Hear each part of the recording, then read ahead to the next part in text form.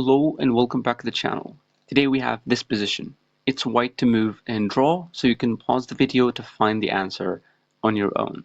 By the way, this is not a brilliant move. This is a great move, but I just, clicked number one, so it gave it a brilliant move. Okay, so you can pause the video to find the answer on your own. All right. So here to try to draw this position, you have to figure out a way to add some threats, because if you didn't do so, black will be winning, because as you can see right now, the rook and the queen are looking towards the pawn and try to give a check. Now this is actually taken from my own game.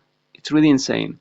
Now here, I'm just going to try to help you get into my mind and try to understand what I was actually thinking about. I wanted to play this move so bad, queen to h3, and then some kind of a bishop move, king moves there, forced to move, and then some kind of a checkmate. I am going to be down a lot of material, but this is what I wanted to do. I wanted to go here. But I was afraid though. I was afraid that my calculation was bad. After queen to h3, black will be able to go queen takes f2. Now this is very scary to allow your opponent to do this, to win a pawn with a check, you move your king away, and then a lot of pieces are going to get in, and it's going to be bad. This is a forced move. I have to play king to d1, and then queen to f1 check. Now here for white, there's one move that draws the game and one move that loses the game. The reason I did not choose this variation where I play queen to h3 and allow this queen to takes f2 check, because I was thinking, come on, what can I do? King there, the rook is going to get in, I don't know, I have to block, I'm going to lose the game, so this checkmate. And if I play king to c2, it might seem okay. Black, of course, is not able to take this rook because of bishop to g3 check. So yeah, bishop g6 check. King has to move, and this will be a checkmate. Very obvious. So I thought he's going to play another check with a rook. And I was like, okay, I'm going to run away. I'm going to run to play king to b3. Now his queen will be attacked, and I have this move to get the checkmate in some magical way. So I thought I might be winning here. But the reason I refused to play this variation, because I've seen checkmate. I have seen the checkmate. I have seen queen to b5 check, only move king to a3. And guess what is the next move for black? Queen b2 check, forcing the king to the only square, and then another only one move, b5 check. And I have to play another only one move, and then knight to c6. It is checkmate. It is checkmate. This is what I saw during the game. I wasted a lot of time calculating this line, but I thought I'm completely losing.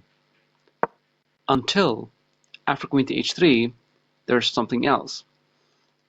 There is after queen to h3, queen takes, king d1.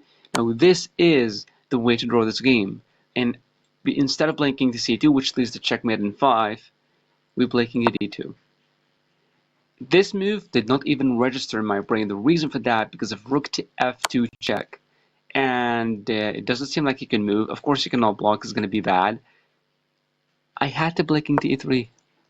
This, even though I'm down material, and I'm going to be down a lot of material as well, I'm winning. I had to play king to e3. This seems very dangerous. Of course, black does not have any of these checks. Black has to go queen takes here, attacking my queen. Of course, I don't trade queens. I move the queen here to h5. Another one mover. There are no checks for black. No check whatsoever. We played this to stop the check. There are no checks. And after black pushes, for example, check, king moves here. We don't even play queen to h7, try to get some check. Bishop e4. Bishop to e4, we're winning the queen. The queen cannot go anywhere else. No checks are possible because we can just take. And if the queen takes here, we take back, he saves the rook. This is still losing for black. But I did not see that. I thought I'm going to be checkmated, and I did not even play king to d2. But what's interesting, so you might say, okay, if you did not play queen to h3, what exactly did I play? I thought about something else. See, I have seen this variation, but I thought that I'm going to be losing checkmate in 5 because of the variation I showed you earlier. So I thought, you know what? He wants to take this pawn, he wants to take this rook, and he wants to give this check. Let's first of all block. I know this seems like a red move. blunder. I'm stopping from giving this check. I was thinking maybe I can trap my opponent by allowing him to take the rook, move the king, let him take this rook. So I'm giving him 10 points of material. And only now that I play queen to h3. And I thought I'm winning this. And after this pawn push, bishop takes, king moves here. Of course, king not there because it's going to be checkmate. So this, and after queen to h7, king here only move. I thought I'm winning this game.